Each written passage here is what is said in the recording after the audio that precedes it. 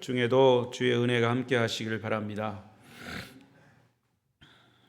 오늘 말씀의 주제는 예배는 신앙생활의 기초입니다. 시작. 예배 생활, 주일 저녁은 예배에 대한 말씀을 계속 드리고 있습니다. 예배는 신앙생활의 기초다. 여러분, 젊은 남녀 청년, 옛날에는 남자들만 군인 갔지만 요즘에는 여자들도 갑니다. 그래서 남녀 청년들이 한참 혈기가 왕성할 때 군대에 처음 입대를 합니다. 입대해서 이제 모든 사회에서 입던 옷을 다 벗고, 남자들은 또 여자들까지도 긴 머리를 짧게 자르고, 특히 남자들은 그냥 빡빡 깎아야 돼요. 요즘 어떻게 되는지 몰라도 하여튼 이 머리카락이 군대 훈련하는데 지장이 있으면 안 되니까 싹 바꾸고, 제복을 딱 입히면 똑같은 제복을 입히고 이제 훈련이 시작됩니다. 군인이 되기 위해서 훈련하는 첫 번째 훈련이 뭐냐? 제식 훈련입니다. 제식 훈련. 제식 훈련이 뭐냐면, 차렷! 열중샷! 앞으로 갓! 뒤로 돌아 갓! 상관에게 경례! 뭐 이런 것들, 이게 제식 훈련입니다. 가장 기초에 군대 군인으로서 지켜야 할, 갖추어야 할 가장 기초. 이 제식 훈련 중에서도 또 가장 기본적인 동작이 뭐냐면 차렷 자세입니다. 차렷입니다. 차렷 동작. 이 기본 동작인 차렷 자세가 흔들리면 모든 자세가 흔들리게 됩니다. 군대는 이것을 기강이라고 합니다. 군대, 기초 강력한 그런 훈련이란 말이죠. 이 기강이 서지 않으면 다 흔들립니다. 기초가 흔들리지 않으면 다 흔들립니다.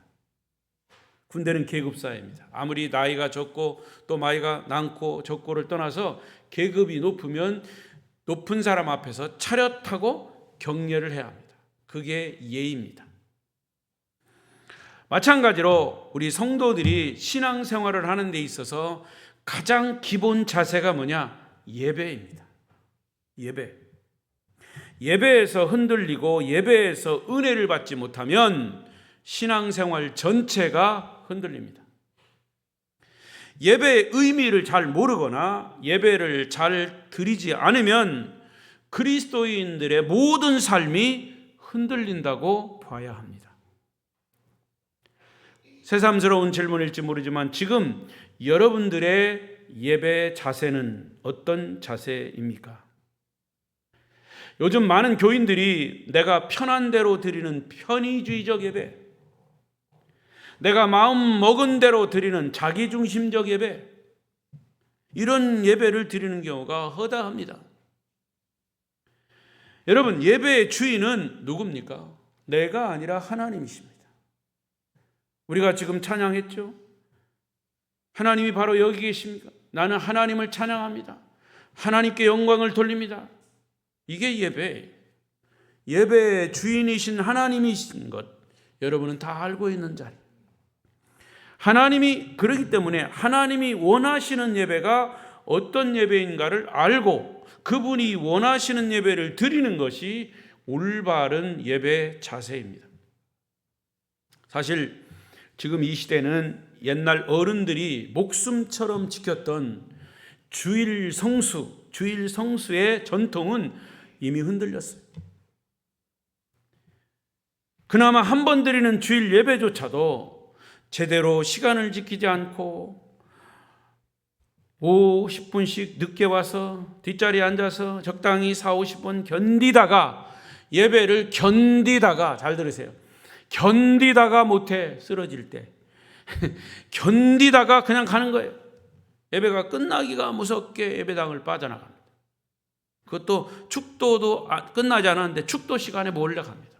여러분, 이 축도가 왜 축도인 줄 아십니까? 축도는 사도 바울이 성도들에게 주는 하나님의 축복의 기도예요. 기독교로 시작됐던 미국은 하나님을 믿지 않는 사람들도 지나가다가 교회가 있으면 들어가서 목사의 축도를 받고 갑니다. 설교는 안 들어도 축도를 받고 가요. 왜 곳곳마다 작은 예배당인 줄 아십니까? 혹시 아는 사람은 아는지 몰라도 미국에 가면 작은 교회당들이 있어요. 사람이 몇 명 못 들어가는 예배당. 그게 뭐냐면 결혼식을 거기서 목사의 주례로 하는 거예요. 이게 기독교의 그런 전통적인 겁니다.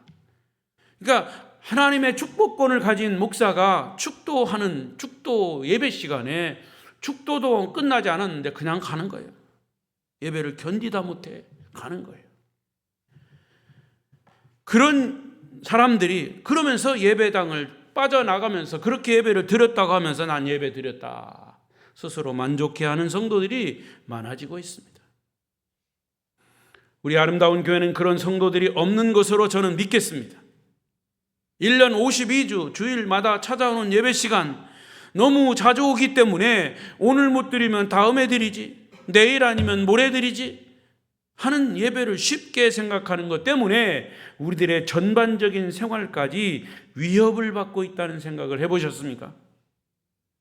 그런 의미에서 저는 오늘 하나님이 원하시는 예배가 어떤 예배인가? 예배는 신앙생활의 기초다 하는 것을 제목 삼아서 말씀을 드리겠습니다. 첫째로 예배는 예배는 모든 일에 최우선이 되어야 합니다. 이것은 예배의 습관을 말하는 것이죠. 습관이라는 것은 우리가 익숙한 것이 주일날은 예배 가야지. 그래서 다른 스케줄이 있어도 주일은 예배야. 최우선입니다. 이것은 물론 습관이 겉으로의 습관이 돼서는 안 되지만 난 이 얼굴에 딱 박혀 나는 교인이니까 주일날은 예배 드리러 가야지. 이게 딱 인식이 돼도 내 생활에 그게 되어 있으면 예배 안 믿는 친구들조차도 야, 너 주일날 교회 가야지. 이렇게 먼저 얘기해 버리는 거예요. 그럼 나는 거기에 다른 데 가고 싶어도 못 가는 거예요. 내가 예배를 최우선으로 여겼기 때문에. 자, 오늘 본문 누가복음 보십시다. 소년 예수님이 유월절이라고 하는 이스라엘 최대 명절을 맞아서 부모인 요셉과 마리아와 함께 예루살렘에 올라갔을 때 사건입니다. 자, 한 주간 유월절, 이스라엘은 유월절 명절을 일주일 동안 드려요. 그 유월절 명절을 한 주간 잘 지내고 다시 고향 나사렛으로 내려갈 무렵에 부모 곁에 있어야 할 12살 된 소년 예수님이 보이질 않는 거예요. 처음에는 부모님들이 별 생각 없이 다른 사람들과 함께 이렇게 묻어서 어울려서 내려가겠거니 이렇게 생각을 하고 하룻길 고향을 향해서 가고 있었는데 정말 자세히 찾아보니까 예수님이 없어진 거예요. 큰일 났어요. 어떻게 부모로서 걱정이 안 되겠습니까? 그래서 다시 예루살렘으로 발걸음을 되돌려 소년 예수님을 찾으면서 올라갔습니다. 시내 골목골목을 뒤지면서 12살 소년이 있을 만한 곳이 다 어디 있을까 찾아봤습니다. 그때는 이런 얘기가 이런 곳이 없었겠지만 요즘식으로 말하면 오락실도 가봤을 거고 게임방에도 가봤을 거고 PC방에도 가봤을 거고 탁구장에도 가봤을 거고 다 소년 예수님이 있을 만한 곳을 다 뒤졌어요. 근데 예수님이 보이질 않는 거예요. 찾고 또 찾았습니다. 며칠 동안 찾았어요? 사흘 동안 찾았어요. 그런데 마침내 예수님을 찾았습니다. 어디서 찾았습니까? 성전에서 찾았습니다. 그리고 어머니 마리아가 이 소년 예수님에게 묻습니다. 자, 48절 시작. 그의 부모가 보고 놀라며 그의 어머니는 이르되 아이야 어찌하여 우리가 우리에게 이렇게 하였느냐? 보라 내 아버지와 내가 근심하여 너를 찾았다. 너 왜 아버지 엄마한테 얘기도 안 하고 여기 남아 있었냐? 우리는 지금 같이 사람들과 같이 고향으로 내려가는 줄 알고 있었는데 너는 뭐하고 여기 있었느냐? 이렇게 물었어요. 그때 12살 소년 예수님의 대답을 보십시오. 49절 시작. 예수께서 이르시되 어찌하여 나를 찾으셨나이까? 내가 내 아버지 집에 있어야 될 줄을 알지 못하셨나이까? 하시니. 자, 여러분, 소년 예수님이 하신 이 49절의 말씀을 눈여겨 보십시오. 두 가지의 중요한 부분을 말씀하셨어요. 하나는 예수님이 하나님을 내 아버지라고 부르신 거예요.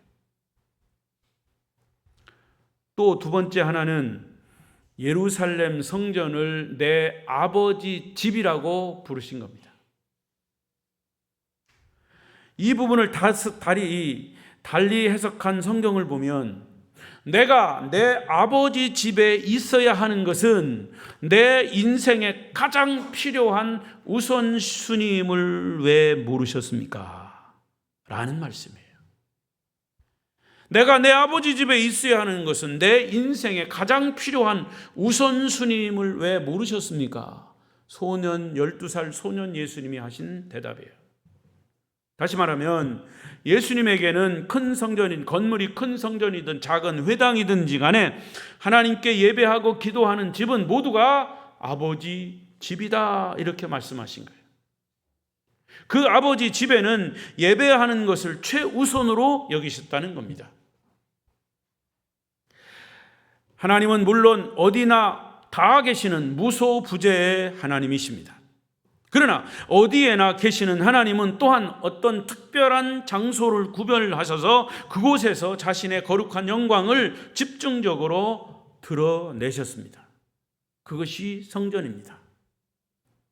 바로 구약에서 성전이 갖는 중요한 의미이죠. 그리고 신약에서 예배가 갖는 중요한 이유도 되는 것입니다. 왜? 이 건물 안에서, 이 교회 예배당 안에서 우리가 예배를 드리고 있기 때문에. 그렇다면 예수님을 본받아야 하는 저와 여러분은 어떻습니까? 우리에게 주님의 성전을 사모하는 예배에 열심이 있어야 된다 그 말입니다. 우리는 아버지 집에 대한 거룩한 기대를 가지고 매 주일 이 자리에 나오고 있습니다.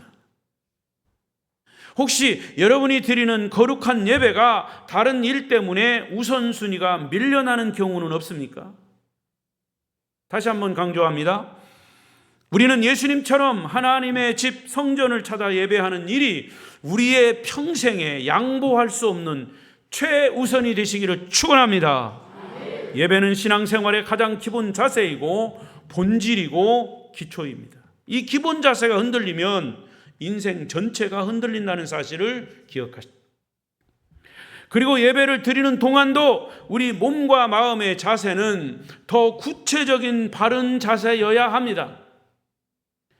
예배를 드리는데 졸고 앉았거나 휴대폰을 만지작거린다거나 팔짱을 끼고 있다거나 옆 사람과 잡담을 한다거나 성경을 뒤적거린다거나 하는 자세는 설교하는 사람이 앞에서 볼 때 아주 보기 흉해요.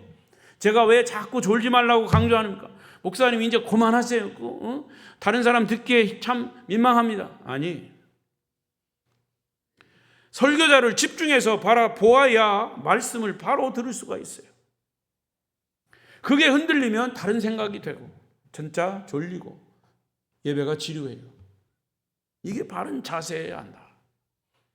그런 예배의 모든 자세를 포함해서 예배가 성도 여러분들의 모든 일에 최우선이 되기를 축원합니다. 축원합니다. 두 번째로 시작. 예배 시에는 주님의 임재를 경험해야 합니다. 예배의 목적이기도 합니다. 여러분, 우리가 왜 하나님께 예배합니까? 시간 때우기 위해서요? 내가 성전에 나왔다는 거예요? 내가 교인이라는 걸 증명하기 위해서 예배 드립니까? 아닙니다. 예배의 목적은 하나님과의 만남에 있습니다. 오늘 다른 본문인 마태복음 18장 20절에 보면 두세 사람의 성도가 모인 곳에 주님이 그들과 함께 계시겠다고 약속하셨어요. 할렐루야.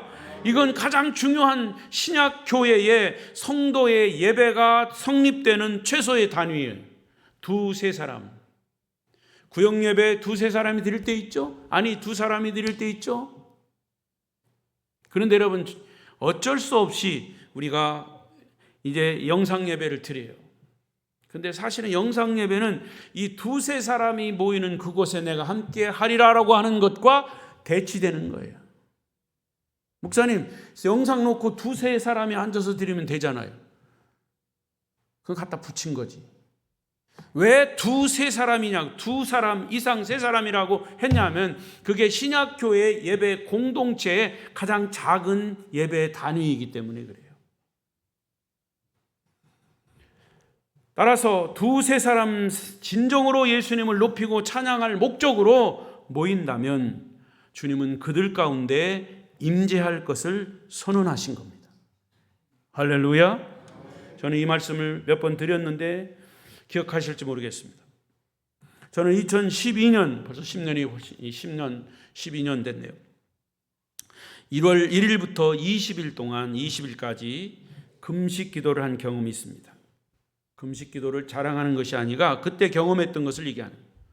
제가 금식 기도하던 곳은 저 바나바 훈련원이라고 하는 곳, 신학대학교 스승이신 우리 교회에 와서도 말씀을 전하신 이강천 목사님이 교파를 초월해서 목회자들을 모아서 1년에 약 8, 90명씩 말씀 훈련, 기도 훈련을 집중적으로 훈련하는 그런 영성 훈련의 장소였습니다.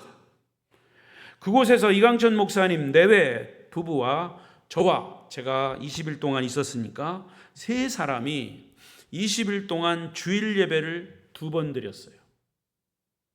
예배 순서에 따라서 묵도에서 축도까지 4, 50분 예배를 드리는데 그게 그렇게 은혜가 되고 정말 하나님의 임재가 느껴지고 예배를 드리는데 막 눈물을 흘리면서 감격적인 예배를 드렸습니다.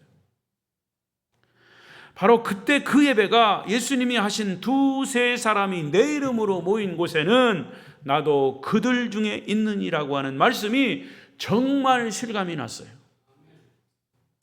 아마 여러분도 구역예배에 두세 사람이 모여 예배 드릴 때 자주 경험하실 겁니다. 그런 경험을 안 하셨다면 다시 한번 여러분 구역예배 드릴 때 주님의 임재 이거를 인식하고 드리십시오. 구역예배 드리라고 하니까 그냥 두세 사람이 모여서 교제하는 것 아닙니다. 예배입니다. 주님의 이름을 찬양하고 주님께 기도하고 말씀을 한 절이라도 읽으면서 주님과의 교제가 있는 예배가 구역예배예요. 이것이 우리들에게는 얼마나 특별한 특권인지 몰라요. 하늘과 땅의 권세자이시고 창조하시고 우리를 당신의 생명까지 들여서 사랑하신 예수님을 예배하는 순간 이미 그 자리에 임재하신 그분을 실제로 만난다고 하는 것은 놀라운 일이 아닐 수가 없어요. 그러면 하나님을 만나는 증거가 뭘까요? 여러 가지 현상으로 나타날 수 있습니다만은 요즘 새벽에 사도행전을 공부합니다. 사도행전을 묵상하는데 거기 이제 나중에 나오겠습니다만은 사도행전 19장에 보면 사도 바울이 에베소 교회 에베소에서 복음을 전할 때 성령이 말씀 듣는 사람들에게 임했다 그랬어요. 성령은 말씀 듣는 사람에게 임하십니다. 아멘. 또 바울이 그들에게 안수하니까 방언도 하고 예언도 하고 하나님의 은사가 임했습니다. 뿐만 아니라 바울의 몸에서 손수건이나 앞치마를 가져다가 병든 사람에게 얹으면 그 병이 나았습니다. 악한 귀신이 떠나갔습니다. 마술하는 사람들이 말씀을 듣고 자기들이 잘못한 것을 깨닫고 본인들이 보던 마술책 책값 은 5만이라고 성경에 기록되어 있어요. 산더미처럼 쌓인 그 책을 다 갖다 불살라 버렸다 그랬어요.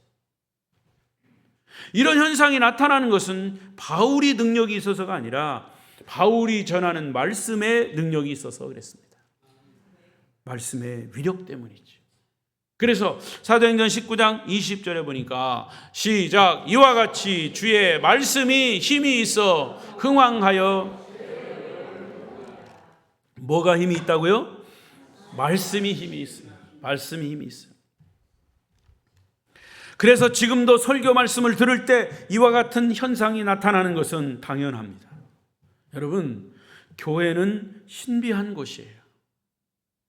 신앙생활은 영적인 삶이에요. 예배 시간에 이런 현상이 안 나타나는 것이 오히려 이상하죠. 여러분, 그래서 이렇게 바울이 사도행전 19장에서 나타난 그런 막 놀라운 그런 은사가 은사가 아니더라 할지라도 예배 시간에 하나님의 말씀을 통해서 내 속에 그 말씀을 통해서 깨달음이라든가 기도할 때 나도 모르게 그냥 눈물이 흘린다든가 이런 것들은 다 하나님의 신비한 성령의 역사예요. 깨닫게 되시기를 바랍니다. 눈물이 흘린다고 창피하다고 막 주변 돌아보면서 그럴 거 없어요. 하나님의 임재를 여러분들이 경험하는 것을 그렇게 고백하고 여러분 스스로 감사하면 영적으로 민감해지는 거예요. 하나님의 살아계신 말씀이 선포되는데 이런 역사가 나타나지 않는 것이 우습죠. 않는 것이 이상하죠. 나타나는 것이 당연합니다. 주님과의 만남의 증거를 이상히 여기는 그 사람이 더 이상한 사람이에요. 믿음이 없는 사람이에요. 주님은 우리에게 말씀하셨어요. 내 믿음대로 될지어다. 내 믿음대로 될지어다. 아멘 안 하실래요? 억지로라도 아멘 하세요. 아멘이 뭐라고요? 아 할 때 말씀이 쑥 들어가. 아멘은 그렇습니다. 그 말씀이 옳습니다. 아멘 하여 하나님께 영광을 돌리느니라. 아멘, 아멘, 아멘. 지난 제가 새벽 시간에 며칠 전 새벽 시간에 말씀드렸어요. 어떤 교회에서 목사님 목회를 하는데 젊은 부부가 결혼한 부부가 아기를 못 갖는다고 목사님 예배 드려달라고. 그래서 목사님 부부가 가서 예배를 드리는데 목사님이 열심히 부부에게 말씀을 열심히 전하고 있는데 이 부부가 아무런 반응을 안 하는 거예요. 그러니까 사모님이 옆에 있다가 막 답답하니까 아멘 아멘 그냥 막 했어요. 근데 나중에 보니까 사모님이 구역질인 아들이야. 애기 못 낳는 집에 가서 설교했는데 본인들이 아멘을 해야 되는데 사모님이 아멘 했다가 응답이 사모님에게 온 거예요. 참 늦게 반응하시네. 그래서 늦둥이를 사모님이 낳았대요. 그 이야기는 무슨 얘기냐면 하나님의 말씀이 전해질 때 내가 아멘 하면 그 말씀이 내게 옳습니다. 정말 그렇습니다. 라고 반응하는 거예요. 아멘이 풍성한 아름다운 교회 되시기를 바랍니다. 내 믿음대로 될지어다. 자, 여러분 그렇다면 우리의 모든 예배는 하나님과의 만남에 초점이 맞춰져야 합니다. 하나님을 아버지라고 부르고 기도할 때 그분을 만나야 합니다. 찬송 가사의 주제인 주님을 부를 때 그분을 만나야 합니다. 한 주간 동안 주님 주신 은혜에 감사하는 예물을 드릴 때도 헌금을 받으시는 주님을 만나야 합니다. 말씀이 선포될 때 말씀이신 하나님을 설교를 통해서 만나야 합니다. 따라서 그분의 임재가 느껴지도록 전심으로 찬양하십시오. 그분의 임재가 느껴지도록 집중해서 기도하십시오. 그분의 임재가 느껴지도록 그분에게 사랑한다고 고백하십시오. 그분의 임재가 느껴지도록 선포되는 말씀 속에서 그분의 음성을 들으시기 바랍니다. 제가 예배 끝나고 밥 먹고 1시에 저 신안 증도에 갔다 왔어요. 지금. 그 증도에 방충리 교회에 목사님이 새로 부임해서 제가 이제 어른이라고 지방의 어른이라고 목사님 오셔서 권면해 주세요. 그래서 가서 권면을 했어요. 권면하는데 제가 그 얘기했습니다. 목사는 성도들의 눈치 보는 거 아니다.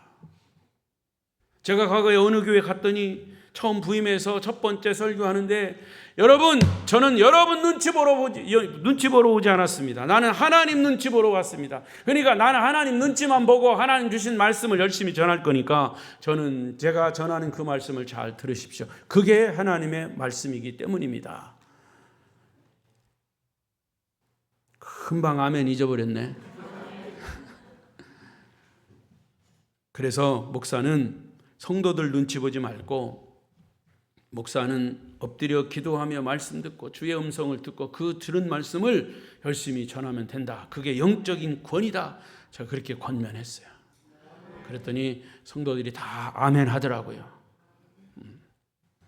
그래서 예배의 성공 열쇠는 집중에 있습니다.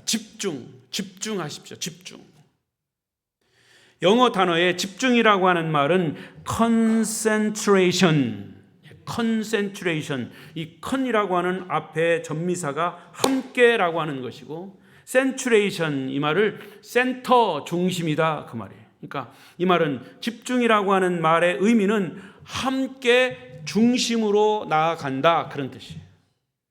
그러니까 우리가 예배에 집중하면 하나님의 말씀을 듣고 함께 그 말씀대로 순종하며 가는 것이에요. 할렐루야. 이게 집중입니다. 집중.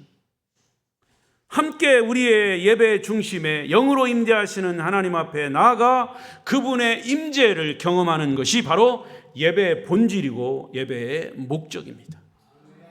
그렇다면 여러분, 이렇게 하나님께 집중하여 기도하고 찬양하는데 옆 사람과 이야기할 수 있습니까? 휴대폰을 만지작거릴 수 있습니까? 어떻게 다른 얘기가 필요합니까? 일단 예배 드리기 위해서 예배당 안에 들어앉으면 주님께 집중하십시오. 그리고 저 안내하는 사람도 문 닫고 저 안내하는데 떠들지 말아요. 내가 보니까 다 들려. 안내만 하셔야, 조용히 안내만. 옆 사람이 주님께 집중하려는데 내가 떠들면 그 사람에게 나는 예배의 방해꾼이 되는 거예요. 잊지 마십시오. 우리가 예배를 드리는 목적은 주님의 임재를 경험하기 위해서입니다. 앞에서 찬양단이 정성을 다해서 준비해가지고 열심히 준비해서 찬양하는데 막 돌아다니고 뭐 봉투 또 봉투 막 나눠주고, 이거 아니에요. 예배를 방해하는 겁니다. 집중해서 들으셔야 돼요. 이미 찬양이 시작되면, 리더가 기도하면서 찬양이 시작되면 예배가 시작된 거예요. 여러분 기억하십니까? 오늘도 찬양단이 끝났어요. 제가 강단에 올라왔어요. 이제 묵도하심으로 예배가 시작되겠습니다 할 때 제 멘트가 뭐냐면 계속해서 예배로 나아가겠습니다. 예배가 계속되겠습니다. 이 말은 무슨 말이냐? 이미 찬양단에서 예배가 시작될 때 예배는 시작된 거예요. 그리고서 찬양단이 끝났다고 해서 준비 찬양이 끝난 게 아니라 예배가 지금 진행되어 가는 겁니다. 예배 사회자가 여기 서서 주악에 맞춰 묵도하심으로 예배하며 계속해서 나아가겠습니다. 예배가 계속 진행이 된다 그 말이에요. 이런 하나하나가 모두가 다 하나님께 초점이 맞춰져 있는 거예요. 여러분 여러분 매일 보는 거지만 이거 주보 작성하기 얼마나 어려운지 아십니까? 특히 광고란에 여러분 이름, 또 기도란에 여러분 이름 굉장히 신경 쓰는 거예요. 근데 여러분은 개인이죠. 만약에 개인이 이름 한자 또 성 또 뭐 이런 게 틀리면 굉장히 신경 쓰는 거예요. 안내, 헌금위원 무지하게 신경 쓰는 거예요. 여러분들은 그냥 볼지 몰라도 저는 이 주보를 작성하기 위해서 일주일 동안 고민하고 왜냐하면 수시로 또 순서가 바뀔 수가 있어요. 이미 주보가 인쇄가 들어갔는데 또 그 사이에 또 바뀔 수가 있어요. 전화가 와서 바뀌었어요. 근데 어떤 사람 바뀐 전화를 저한테 하고서 목사님 주보에 제가 말씀드린 거 틀리게 나왔나요? 그런 거 다 제가 세심하게 보는데 그렇게 차질이 생길 때가 있어요. 그러니까 여러분 예배라고 하는 것이 얼마나 예민하고 긴장을 더하는지 몰라요. 그래서 예배를 성공적으로 드리기 위해서는 주님께 집중해야 합니다. 예배를 드리러 와서 주님을 만나지 않고 그냥 돌아간다면 그 예배는 실패한 예배예요. 여러분도 기도하시잖아요. 대표하시는 분들이 기도하시더라고요. 예배 자리에 와서 성전 뜰만 받고 가지 않게 해 주십시오. 이거 굉장히 중요한 얘기예요. 예배 드리러 와서 그냥 1시간 주님 상관없이 예배를 그냥 구경하러 가는 거예요. 그래서 예배 보러 간다 그러잖아요. 예배를 뭘 보러 갑니까? 박재기 목사, 어제 박재기 목사, 오늘 똑같은 박재기 목사, 뭘 봐요? 보기는. 암흑의 권사, 어제 만난 그 권사님 똑같아. 뭘 봐요, 보기는? 주님을 만나야죠. 예배를 보러 오는 것이 아니에요.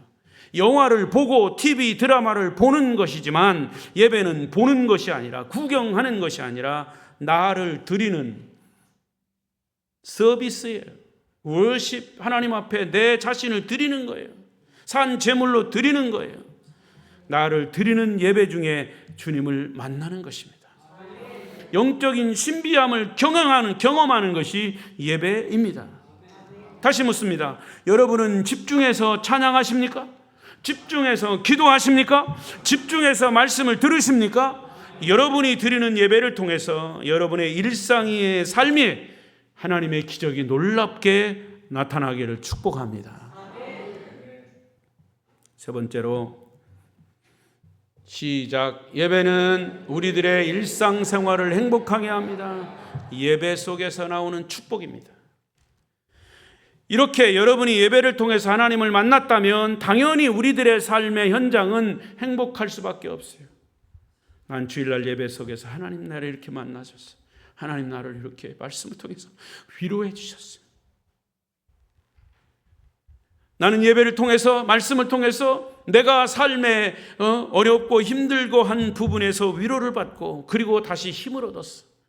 나는 예배를 통해서 하나님의 꿈을 내 꿈으로 나는 발견했어. 이런 하나님이 나를 만나주셨다고 하는 것에 큰 은혜가 되지 않을 수가 없는 거죠.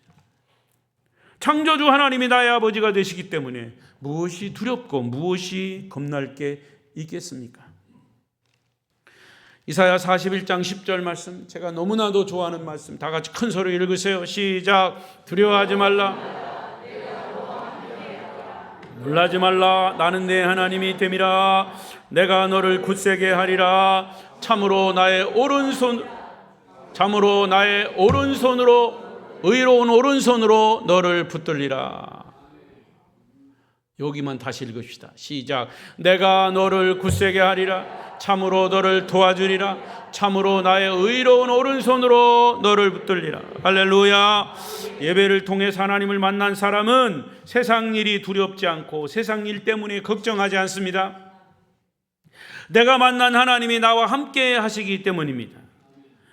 그런데 우리가 나중에 읽었던 마태복음 18장 18절에도 무엇인지 너희가 땅에서 매면 하늘에서도 매이고 땅에서 풀면 하늘에서도 풀리리라. 할렐루야.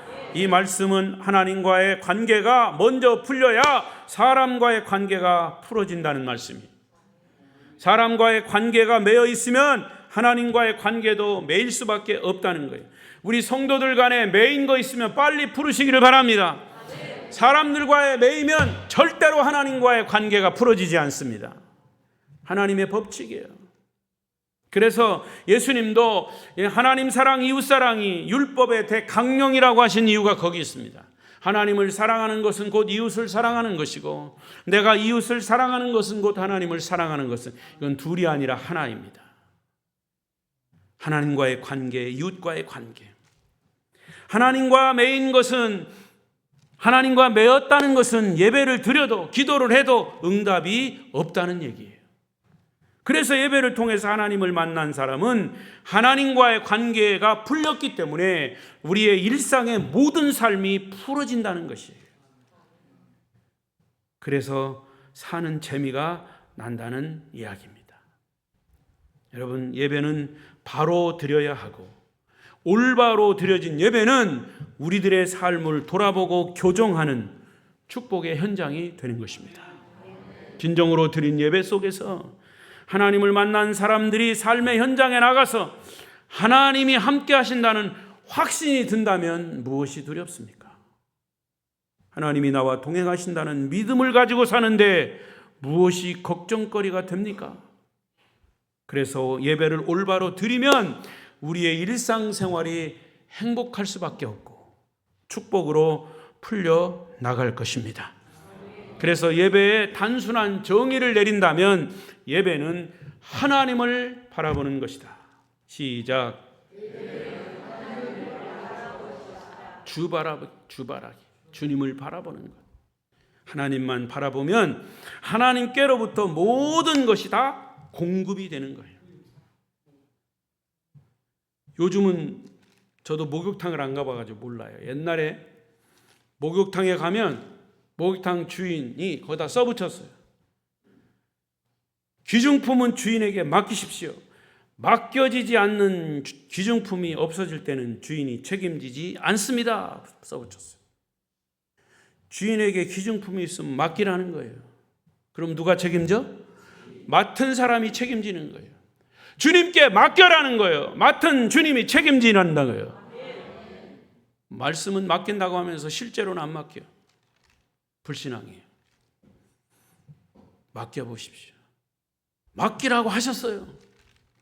우리를 창조하신 하나님이.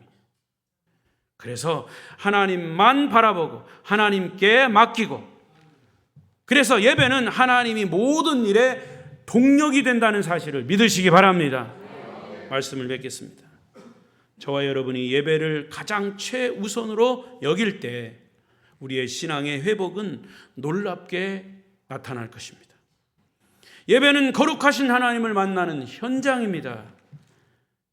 예배를 통해서 하나님을 만난 사람은 한 주간의 삶이 행복할 것입니다. 예배 성공의 주인공들이 되시기를 바랍니다. 기도하십시다.